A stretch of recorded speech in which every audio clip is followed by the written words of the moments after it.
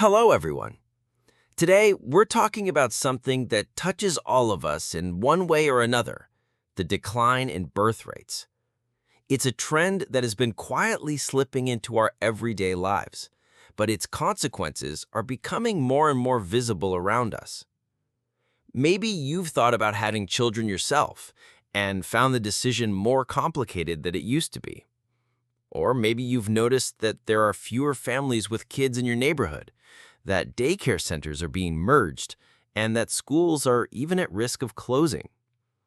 You might also be wondering about the future care of your own parents or what your own retirement years will look like, and asking yourself who will be paying for it all when there are fewer people of working age. And this isn't just a European issue. We see the same thing happening all across the developed world, though each country has its own challenges and its own solutions. So today, we'll explore why this is happening, not to place blame on anyone, but to understand it better. We'll look at what other countries have tried, what has worked, and of course, what we might be able to do differently here. This isn't about saying that everyone should have children. It's about building a society where those who want to have children can actually do so without running into obstacles that feel impossible to overcome. I'm glad you're here, and I hope this conversation gives you something to think about. All right, I'll try to go through this fairly quickly. Let's start with an introduction. Right now, the birth rate is much lower than in earlier times. The so-called replacement rate has dropped below the level needed to sustain future generations.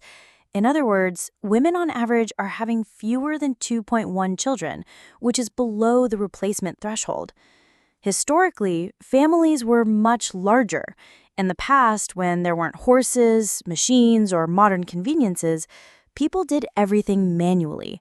And because infant mortality was so high, families needed to have many children, on average 6 or more, just to ensure some survived. That began to change. The French historian Philippe Ariès, who studied European family history, pointed out that this shift first started in France. Let me read you a bit of what he wrote. As I picture it, this is how things meant.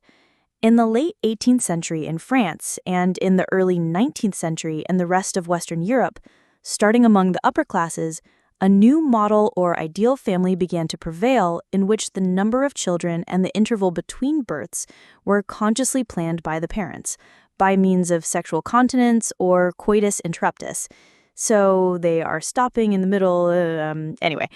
Of course, this new model did not, as was thought during the 1950s, replace a traditional state of affairs that went back to the dawn of time, a quasi-biological state of affairs that made the fullest use of a woman's fertile years, commencing just after puberty, and a state in which the number of offspring consequently was limited solely by the high infant mortality rate, or by mishaps during pregnancy. We know that by means of interdicts of various sorts, society has always controlled nature and domesticated sexuality. There is no such thing as untamed sexuality. In addition, commencing in the late Middle Ages and certainly since the 16th century, a special demographic system became established in northwestern Europe. That is, in the region that witnessed the Industrial Revolution of the 19th century. The geographical coincidence surely is not an accident. This special demographic system was characterized by increased control over young people's sexuality. Marriages were delayed and illegitimate births were infrequent. Increased age at marriage served as a highly effective brake on fertility, not only during times of economic crises, but in a permanent structural way.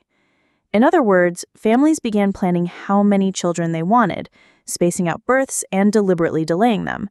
This spread to other Western countries in the early 1900s, particularly among upper and middle-class families. That's the point where fertility rates began to decline.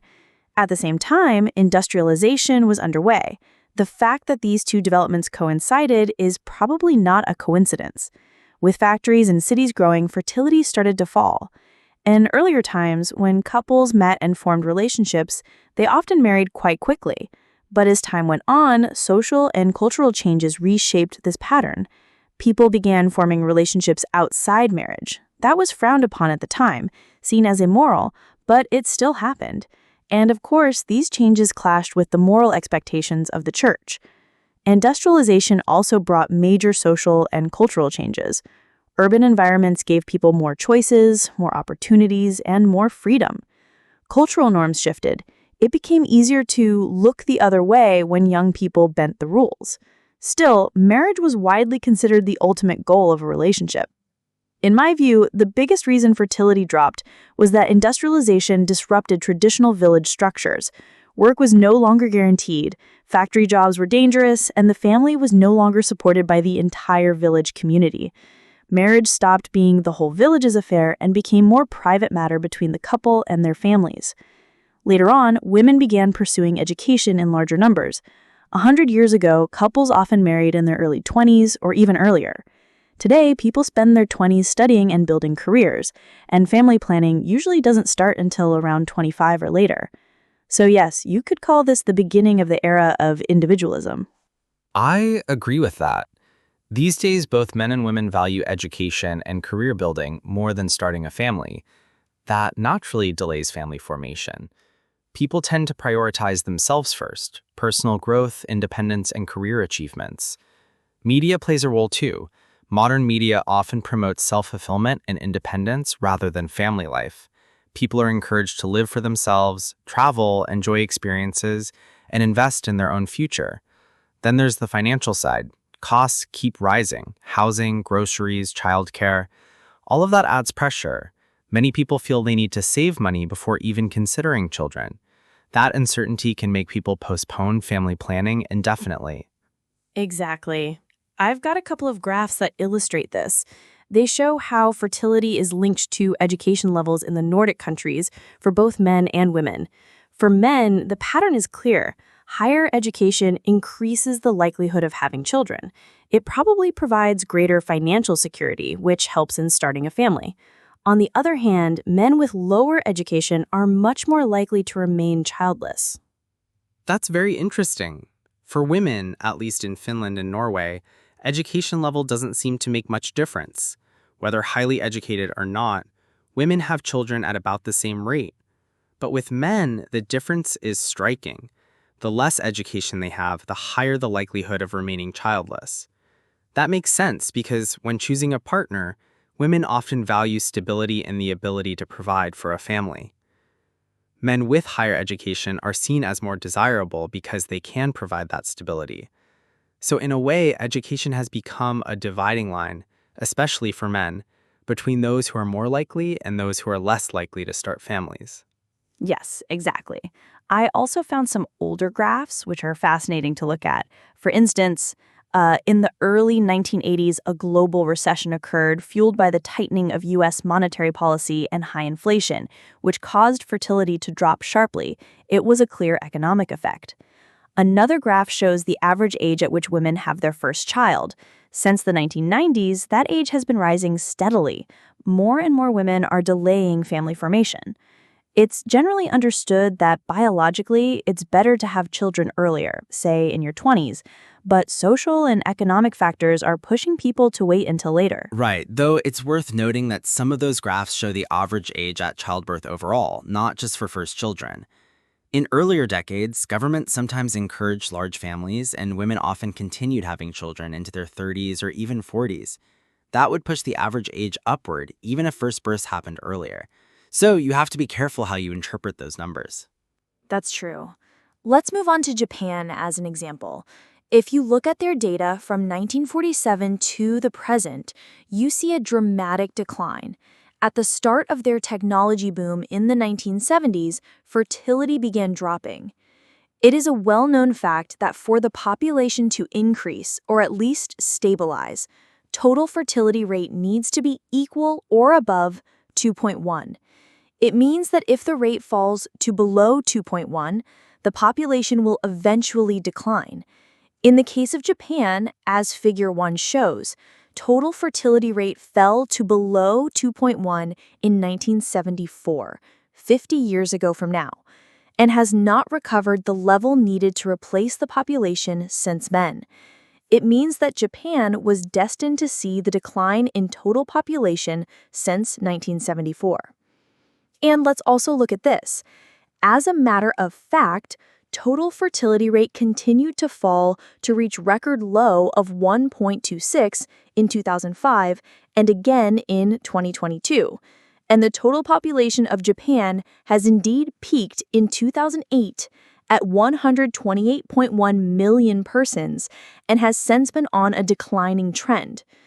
Based on the trend, the latest long-term projection of the future population published by the National Institute of Population and Social Security Research in April 2023 shows that the total population of Japan in 2070 will be 87.0 million persons, or 32% less than the population at the peak in 2020. If the total fertility rate is assumed to be constant after 2071, the long-term reference projection shows that the total population will fall further to 49.7 million persons, or 61% below the level at the peak in 2020. Just reading that out loud is unsettling. And if we turn back to Europe, we see similar patterns. Today, the main reasons for low fertility seem to be economic insecurity, social isolation, partly due to the internet, unstable job markets, and the high costs of housing and everyday life. People may want children, but simply don't feel they can afford them. Yes, and another big factor is that marriage isn't seen as such an important milestone anymore. In the past, getting married was a life goal in itself. Today, many people have other goals instead: career success, travel, personal development, education. Urbanization and rising living standards have also changed things. Religion and community structures have weakened, people are freer, less bound by traditional roles. That can be positive in many ways, but it also means family isn't necessarily seen as the default path anymore. And costs are another huge issue. Food, clothing, diapers, daycare, everything has gone up. If incomes don't rise along with costs, families can't manage.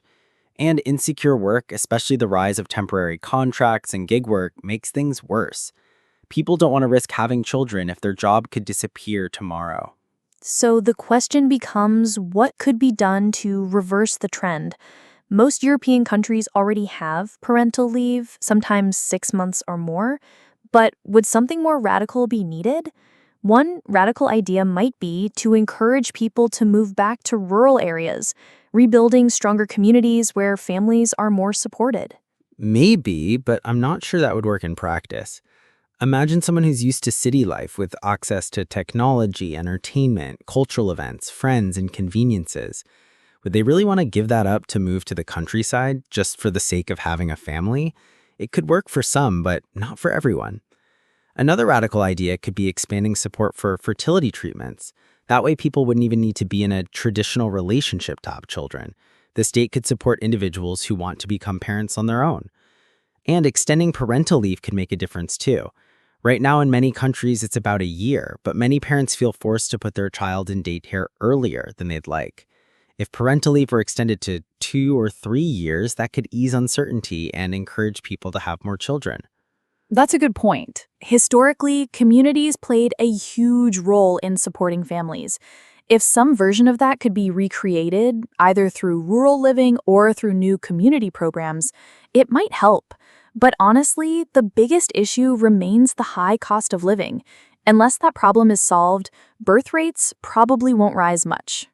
Exactly. Some measures already exist, like tax breaks for families, parental allowances, subsidized daycare, and things like Finland's maternity package. In Poland, there's tax benefits for children. In the Nordics, daycare fees are income-based, which helps lower-income families. These things help, but they don't solve the core problem. Ultimately, people need economic stability. Without that, they won't risk starting a family. So, in conclusion, based on the current situation, it doesn't look like there are many easy options. Some drastic measures may be necessary, but really, it's up to society to decide what should be done.